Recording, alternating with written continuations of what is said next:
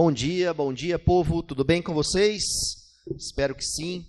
Hoje nós vamos dar continuidade à nossa EBD, falando acerca das marcas de uma igreja saudável. E hoje nós vamos falar sobre o Evangelho. E por que falar sobre o Evangelho? Porque o Evangelho é uma marca de uma igreja saudável. Porque a igreja, na sua primazia, ela existe para propagar o Evangelho, para anunciar as boas novas do reino de Deus. E quando não temos um entendimento correto ou confundimos, por vezes, o que é o Evangelho, a igreja perde a centralidade da sua mensagem, perde a pungência daquilo que ela foi chamada, em certa medida, e comissionada pelo Senhor a fazer, que é anunciar as boas novas do reino de Deus. E antes de a gente propriamente entrar nesse entendimento bíblico do que é as boas novas, do que é o Evangelho, eu quero apontar para o que não é.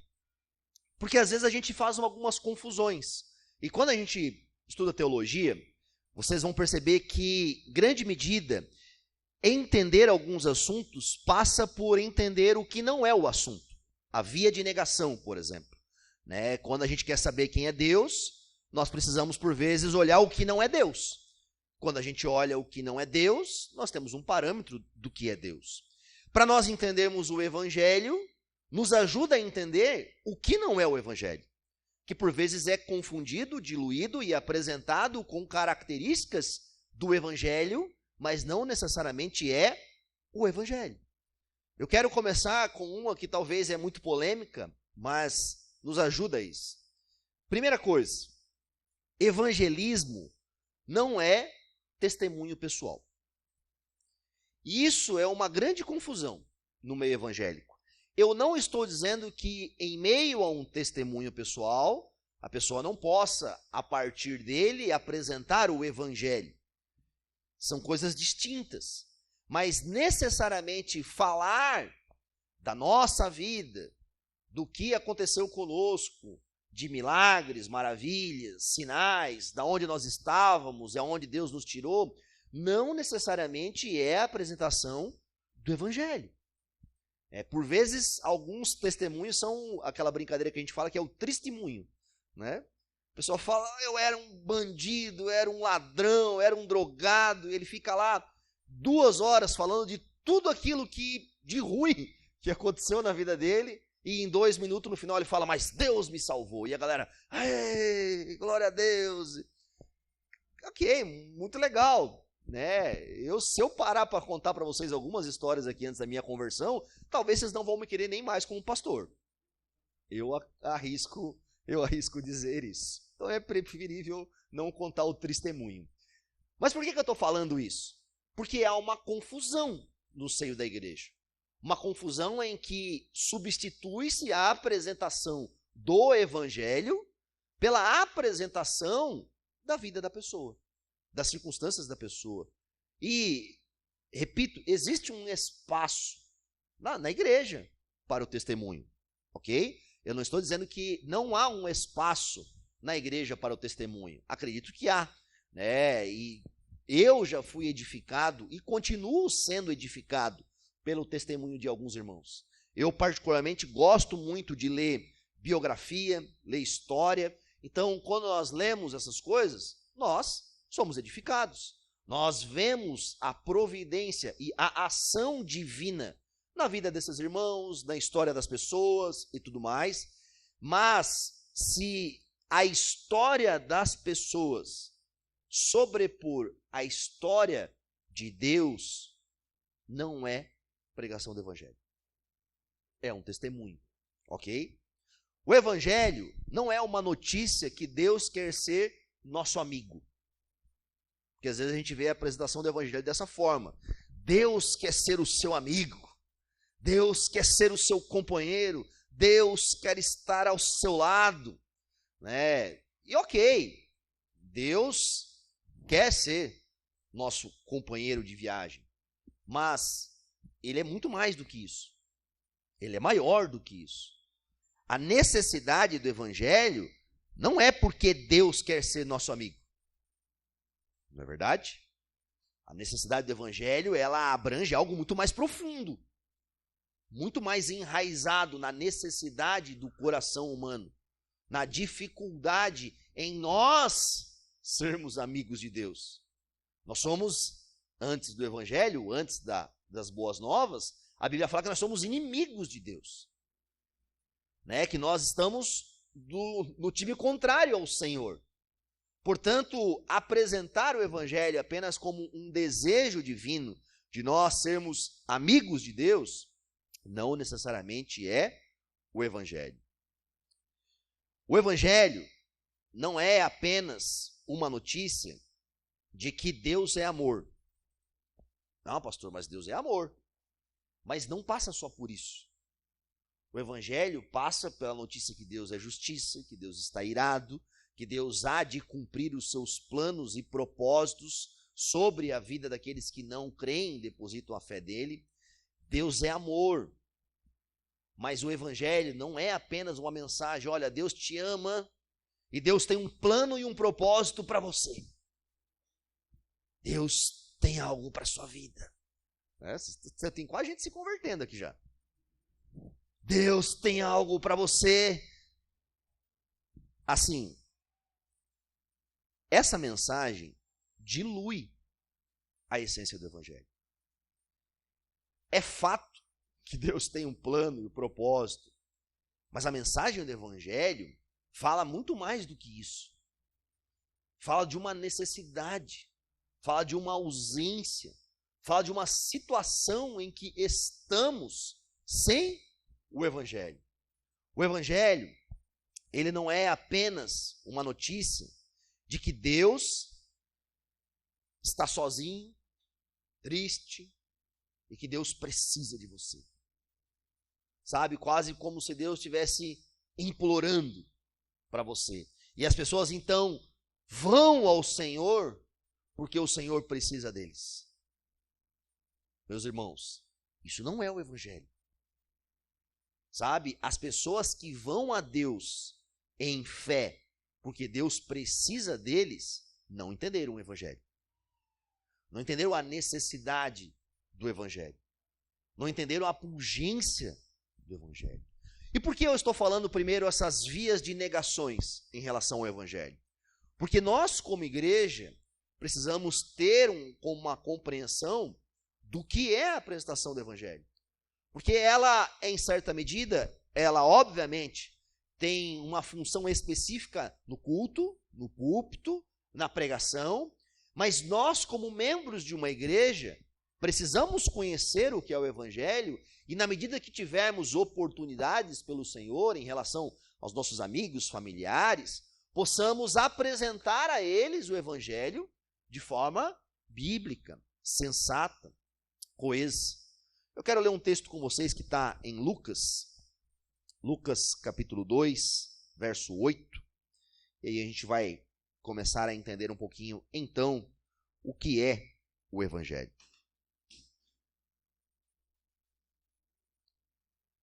Lucas capítulo 2, verso 8. Diz assim para nós: havia pastores que estavam nos campos próximos e durante a noite tomavam conta dos seus rebanhos. E aconteceu que um anjo do Senhor apareceu-lhes, e a glória do Senhor resplandeceu ao redor deles, e ficaram aterrorizados. Mas o anjo lhes disse: não tenham medo, estou lhes trazendo boas novas de grande alegria, que são para todo o povo. Hoje, na cidade de Davi, lhes nasceu o Salvador, que é Cristo o Senhor. Vamos orar? Senhor Deus, nós pedimos ajuda para que possamos nos agarrar nessa bendita notícia, para que não a percamos de vista, para que não sejamos levados por falsos ensinos, por histórias que supostamente apresentam a verdade, mas maquiam a metade da história. Nos ajuda, Senhor, a termos uma compreensão sadia, para que como igreja possamos genuinamente nos identificar como evangélicos. Que a mensagem, Pai, que propagamos, seja no nosso culto, seja nas nossas reuniões, ou seja, nos momentos que temos com as pessoas que não o conhecem, possam realmente carregar a profundidade e a verdade daquilo que o Senhor fez por nós, para nós e devido à nossa circunstância. Nós pedimos ao Senhor ajuda e orientação nesse tempo. No nome santo de Jesus. Amém e amém. Eu já falei algumas vezes sobre esse texto, né, e vocês já me ouviram falar muitas vezes sobre o Evangelho, e eu acho que isso é um ponto positivo, mas constantemente nós precisamos trazer isso de forma clara e objetiva. Por quê? É muito comum que as igrejas iniciem com um fervor, com um desejo profundo pela mensagem do Evangelho, e na medida do tempo em que a igreja cresce, supostamente amadurece, a gente começa a se preocupar com outras coisas que não necessariamente são ruins, que são boas, como por exemplo, ações sociais, ministérios, teologia para edificar os santos, e nos esquecemos, por vezes, da profundidade da mensagem do Evangelho, que foi a que nos salvou, e é a que nos mantém, e é a esperança que nos sustenta até o fim das nossas vidas. Romanos 1,17 nos diz: porque no Evangelho é revelada a justiça de Deus, uma justiça que do princípio ao fim é pela fé. Como está escrito, o justo viverá pela fé. A vida com Deus, a vida evangélica, a vida cristã é caracterizada pela fé. Nós somos chamados por Deus, a fé, somos sustentados por Deus, pela fé, e vivemos até o fim das nossas vidas pela fé. Fé nas boas obras, nas boas notícias, nas boas obras de Jesus. Nas boas notícias de que Deus interviu por nós. A mensagem do Evangelho, em primeira instância, é uma mensagem do Deus Trino. Do Deus Trino. Nós precisamos compreender que o Evangelho, tem um livro muito legal do John Piper, né? Que o nome do livro é Deus é o Evangelho.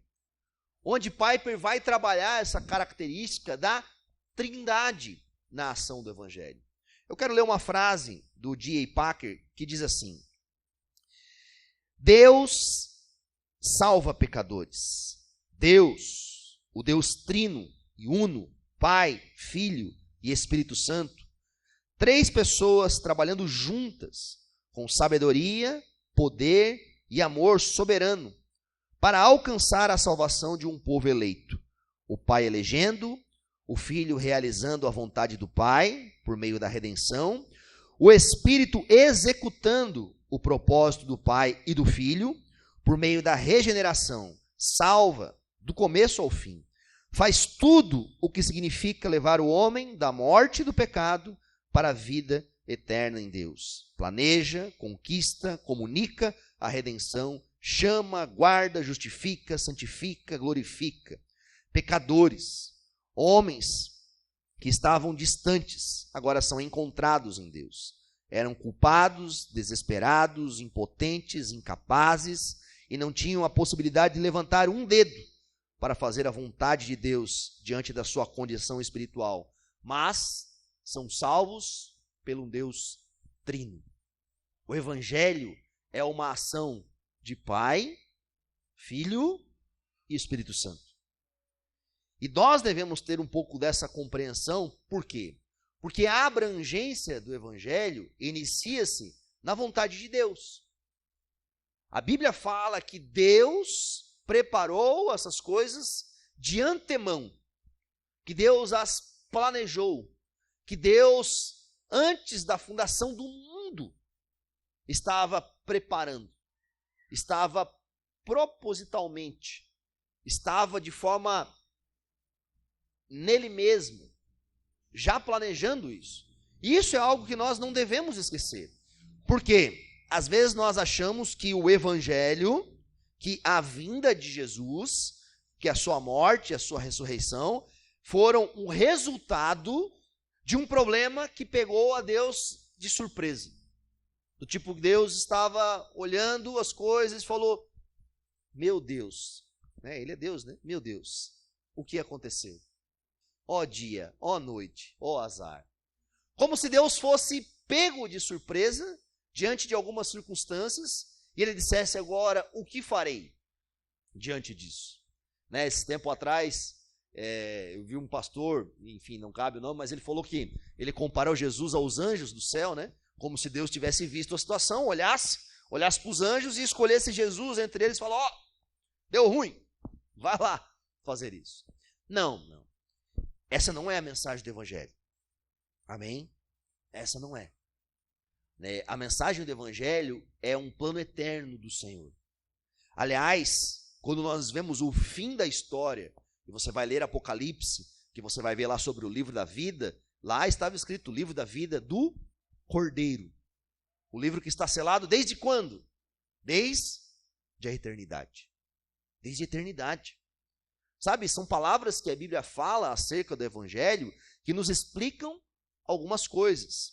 Cada parte da Bíblia, em certa medida, está apontando para isso. Está demonstrando aspectos do evangelho. A igreja se reúne semana após semana para contar, mais uma vez, a história do evangelho. O evangelho não é um anúncio que tudo está bem conosco, mas é um anúncio, é uma mensagem de que Deus amoroso, Deus glorioso, veio à terra. O texto que nós lemos em Lucas nos fala sobre isso. Fala que os pastores estavam ali, as pessoas estavam no campo e anjos do céu aparecem. A glória do Senhor resplandeceu sobre eles e eles ficaram aterrorizados. E a mensagem dos anjos para ele é: não tenham medo. Estou trazendo boas notícias. E quais eram as boas notícias? Lhes nasceu o Salvador, que é Cristo, o Senhor. A boa notícia começa com uma ação de Deus. Uma ação de Deus vir. De Deus intervir fisicamente. Adentrar. Vir na história, não só como trovões, nuvens, raios, com as suas aparições no Antigo Testamento, com os milagres que são bons, mas é Deus adentrando a nossa realidade humana. É Deus nascendo. Olha só como é loucura falar isso, né? Mas obviamente nascendo ali como filho, né? Como o filho de Maria, como Cristo. Deus é eterno, mas Deus se tornou um de nós. Ele veio. E por que isso? Sempre quando nós falamos do evangelho, nós temos esses pilares que definem isso. O primeiro pilar é a criação. Não há como nós pensarmos no evangelho sem pensarmos na criação. No princípio, criou Deus os céus e a terra. Deus, em Gênesis 1, 27, nos diz, né? Assim Deus criou os seres humanos, a sua própria imagem, a imagem de Deus os criou. Então, os homens foram criados por Deus como um cerne da criação, como uma parte da criação que deveria espelhar, que deveria testificar, testemunhar, demonstrar quem Deus era. A criação foi feita boa, perfeita, propícia. Propícia para quê? Propícia para quê? Por que a criação era perfeita? Essa é uma resposta que a gente tem que ter para entender o evangelho. Por que a criação era perfeita? Porque disse Deus, o que tudo havia feito e tudo havia ficado muito bom. Porque Deus, ao olhar não só para o homem, mas para a criação do primeiro dia, do segundo dia, terceiro, quarto, quinto, sexto dia, até que ele cria todas as coisas, e aí ele vê que tudo era muito bom. O que é bom a Deus?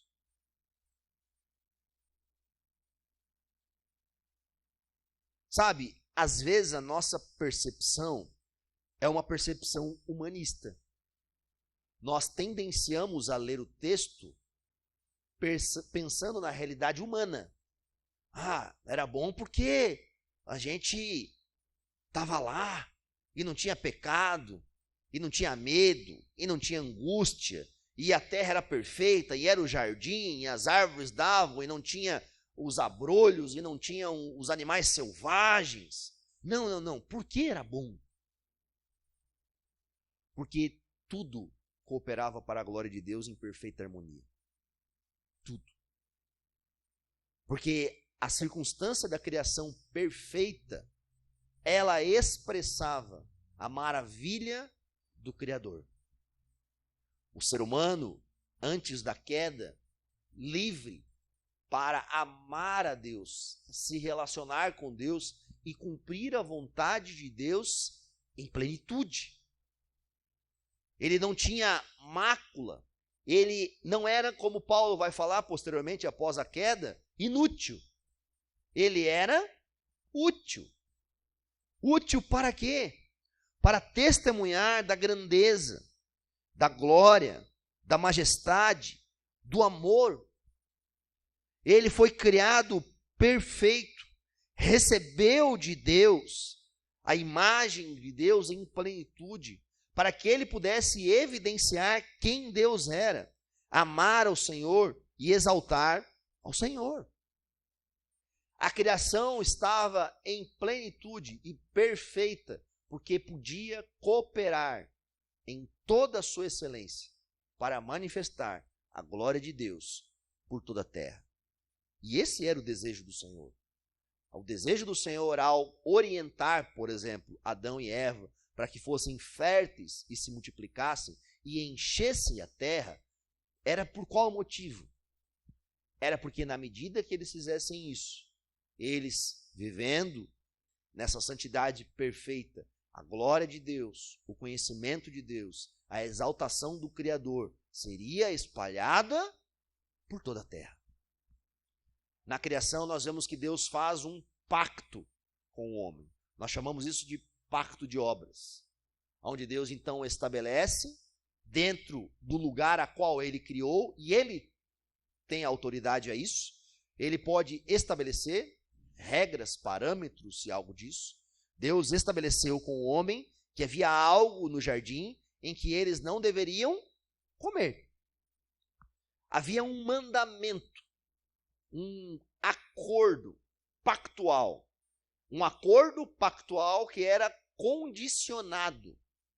Havia condições. No dia que você comer, você morrerá. Havia um pacto de Deus, Criador, com a sua criação. Mas um pacto que era condicionado às obras, ao que o homem fizesse ou não fizesse. Deus o colocou lá e colocou a árvore do conhecimento do bem e do mal para que o homem não comesse, e o homem deveria, em confiança, em fé ao Senhor, porque Deus era o Criador dele, porque Deus havia colocado ele lá, porque ele não existia antes daquilo, porque terras e céus não existiam antes dele, porque nada na criação poderia continuar a existir em forma plena se Deus não existisse. O homem deveria depositar a sua confiança no Criador. E o homem faz o quê? O âmago do pecado, da queda, passa pela incredulidade. O pecado, ele inicia no coração incrédulo. Quando Satanás, a serpente, né? E Apocalipse vai nos dizer que a antiga serpente era Satanás. Quando Satanás tenta o homem e a mulher, A condição da tentação passa por levá-los à incredulidade, levá-los a não confiarem no Senhor, levá-los a tirarem os olhos, tirarem o amor, tirarem a confiança e rejeitarem o Senhor como Deus. Por isso que você vai perceber que grande parte da narrativa bíblica está apontando, em essência, que o pior pecado é a incredulidade. Você olha, por exemplo, a narrativa do Antigo Testamento, grande parte da narrativa do Antigo Testamento está voltada na demonstração que o povo era incrédulo, adorava outros ídolos, buscava, em meio às coisas criadas, aquilo apenas que o Criador poderia lhe dar. A incredulidade, a falta de confiança, a falta de fé, levou o homem à ruína. E foi um desejo do coração humano. O homem pecou por seu próprio desígnio. O homem escolheu. O homem rejeitou a Deus. O homem se voltou contra Deus. Adão, no jardim, ele era o nosso representante. Era o cabeça federal. Era aquele a qual Deus havia criado como o patriarca, né, o nosso pai, aquele que deveria se manter em fé, e após a sua queda, ele como o cabeça dessa nova raça, todos a partir dele são destituídos, nascem maculados, manchados. A razão principal da queda é o quê? É o pecado, que é proveniente da falta de fé. O homem não depositou fé naquilo que Deus disse e depositou fé naquilo que a serpente disse. Ele ouviu a criação acima do Criador. Ele depositou a sua esperança, a sua expectativa, o seu futuro nas coisas criadas e não no Criador. E isso levou o homem ao pecado, à queda. E Deus os expulsa, os tira de lá. E o texto de Gênesis fala por quê? Para que eles não comam da árvore da vida e vivam para sempre. E aqui, né, a gente pode, de alguma forma, apenas ser subjetivos, né, e pensar um pouco sobre isso.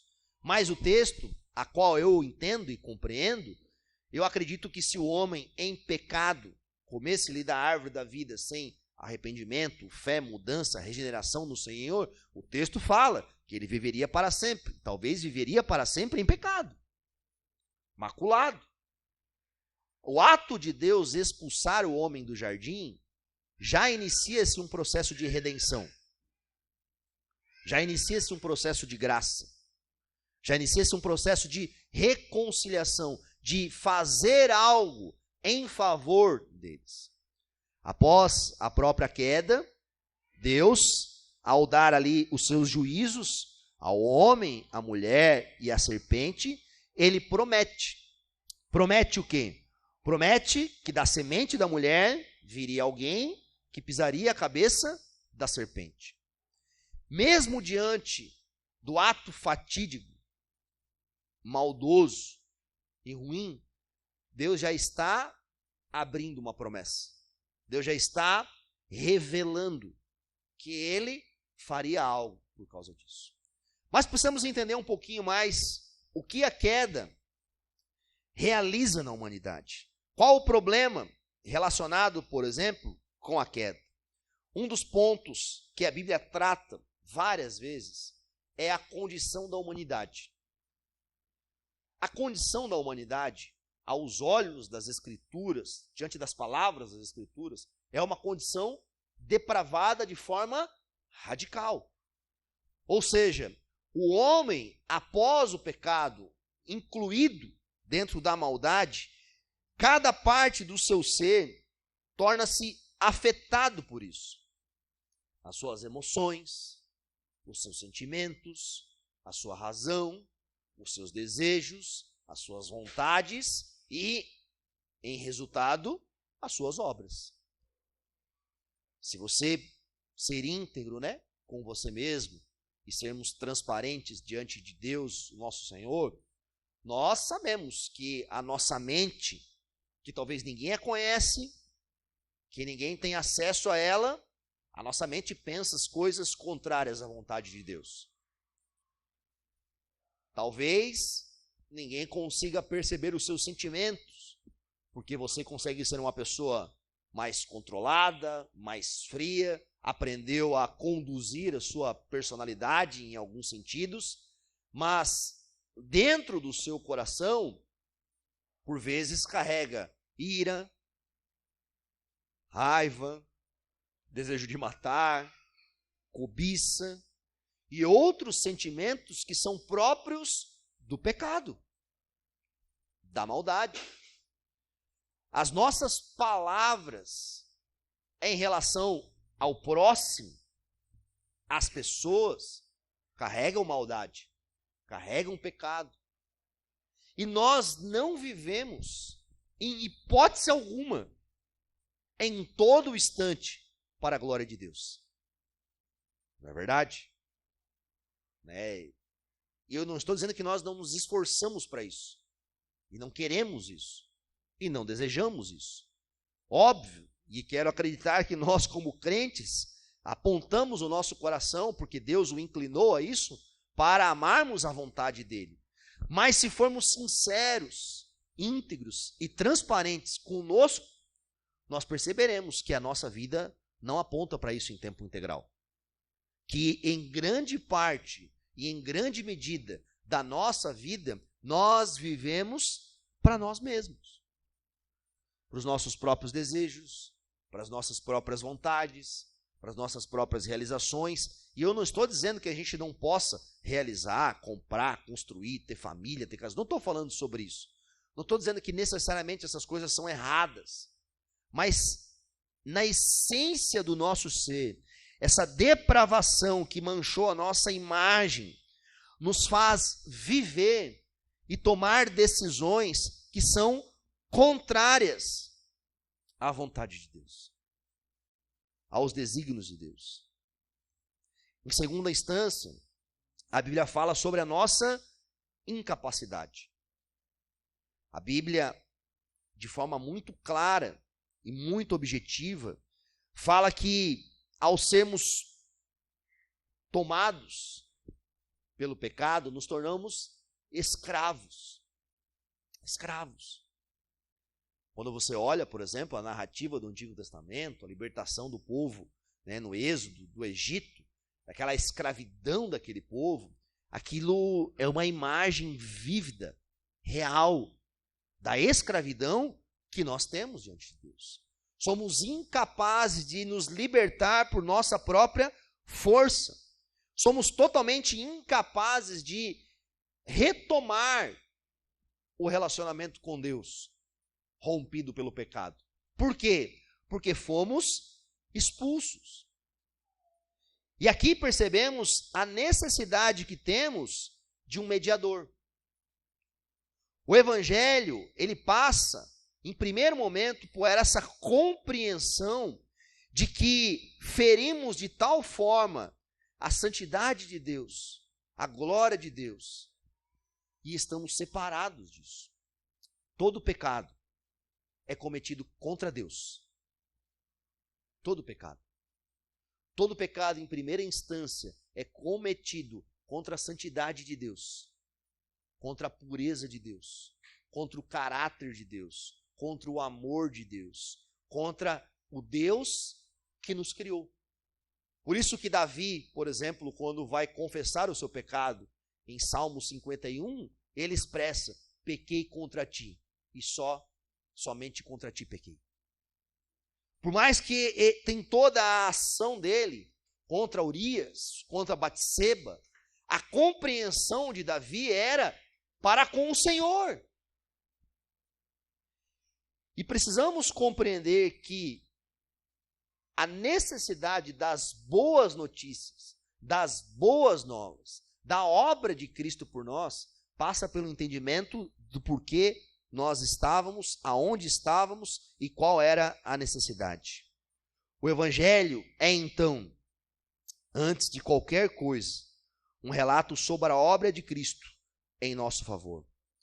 E o texto que nós lemos relata isso, que Deus veio ao mundo, que Deus, a qual tinha o direito, porque havia feito um pacto com os homens, uma aliança, e os homens haviam quebrado ela, então Deus tinha direito e autoridade de nos deixar.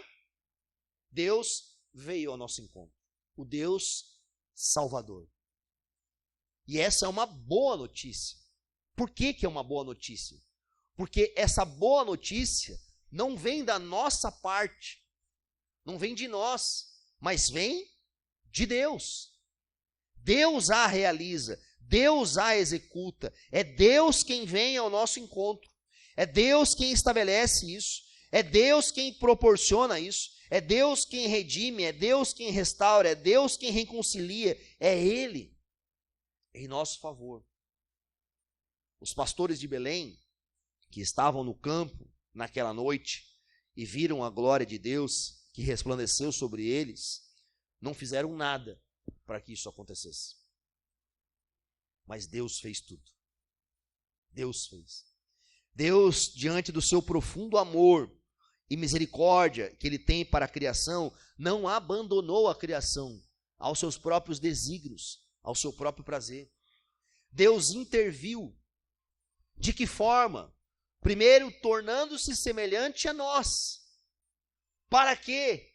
Para que alguém semelhante a nós cumprisse toda a lei, cumprisse o pacto, cumprisse a ordenança, fosse perfeito, como o homem. Ele passou por todo tipo de tentação, porém, sem pecado. Nós tínhamos um representante que havia falhado.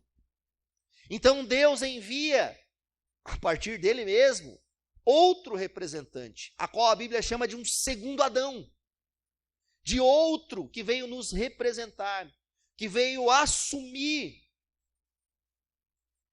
Enquanto nós na queda tínhamos assumido, por causa do nosso representante, o pecado dele, da nossa natureza, Cristo, na sua perfeita obediência, ele assumiu sobre ele a nossa culpa, para que a justiça dele e a perfeição dele fosse colocada sobre nós. Ele nos substitui, ele nos compra por alto preço, como a Bíblia nos fala. Gálatas 1:11, Paulo fala que, irmãos, quero que saibam que o evangelho por mim anunciado não é de origem humana. O evangelho, além de ser uma demonstração pública de que Deus interviu por nós e se transformou e nos substituiu como um homem, mas é uma ação divina. Somente Deus pode salvar. A salvação vem do Senhor. E a mensagem do evangelho deve ser crida, recebida em fé e arrependimento. Há uma parte que é uma resposta nossa à ação de Deus. E qual é a nossa resposta à ação de Deus? Fé e arrependimento. Fé e arrependimento. Deus proporciona para que nós tenhamos fé. Deus regenera, mas no homem deve ser visto fé e arrependimento. Nós precisamos expressar fé e arrependimento. Fé, confiança de que estávamos necessitados, mortos e inseguros e que Deus interviu em nosso favor. Então nós abraçamos essa verdade. Nós nos agarramos a ela, dizendo: bendito seja Jesus Cristo, nosso Senhor e Salvador, que nos redimiu, que tomou as nossas feridas, que levou no madeiro a nossa condenação. Nós depositamos fé na obra de Jesus Cristo, que é o cumprimento da vontade de Deus. E nós demonstramos arrependimento. O arrependimento, ele é um processo genuíno da marca de quem nasceu de novo. Aquele que diz que ama a Deus, mas não obedece aos seus mandamentos, é mentiroso. Aquele que recebe a Cristo como seu único Salvador e deposita nele toda a confiança, começa agora a ser transformado de fé em fé, através do arrependimento. E as boas novas, que são anunciadas ainda no jardim do Éden, como uma promessa daquele que viria, tem o seu cumprimento na vida eterna. Tem o seu cumprimento na esperança de que um dia Deus, que iniciou essa obra, há de consumar todas as coisas. Eu quero ler uma frase do Charles Spurgeon que diz assim: o que se entende pelas palavras até que ele venha, que são usados pelo apóstolo Paulo em referência à ceia do Senhor, essas palavras nos ensinam claramente que nosso Senhor Jesus Cristo virá uma segunda vez. E essa é a alegria e a esperança de todos os crentes. No fim dos tempos, Deus virá completar a obra que ele anunciou lá no Jardim do Éden e que será executada por completo nos novos céus e nova terra. A mensagem do Evangelho é uma mensagem de Deus, as boas novas, de que Deus propiciou, Deus realizou algo em nosso favor. E nós precisamos compreender que se nós diluímos ou tiramos alguma parte dessa mensagem, nós maculamos o Evangelho. O maior problema de uma igreja é quando ela não entende o Evangelho, ou ela apresenta o Evangelho de uma forma equivocada. Porque se ela é igreja para apresentar as boas novas daquele que os chamou das trevas para a maravilhosa luz, e ela perde de vista o que são as boas novas, naturalmente ela vai perder de vista o que é ser igreja na medida do seu tempo. Amém, meus irmãos? Vamos orar por isso, para que Deus preserve em nós o entendimento sobre o Evangelho, para que Deus não faça que na medida do tempo nós percamos de vista isso. E devemos lembrar que uma das marcas de uma igreja saudável é uma compreensão do que é o Evangelho. Nós somos salvos pela graça, por meio da fé, e não por obras, para que ninguém se glorie, pois isso é dom de Deus. É um dom de Deus. E esse é um dom dele, uma dádiva dele, a qual ele é glorificado por meio disso. Deus é glorificado por meio da salvação do seu povo. Sabe, Deus se regozija quando salva o seu povo. Há alegria em Deus no céu quando o seu povo é salvo. Sabe, Deus tem prazer com isso. E se nós não compreendemos, por exemplo, o caminho para a salvação, talvez nós não arrancamos, o prazer de Deus nesse sentido. E esse é um cuidado que a gente deve ter.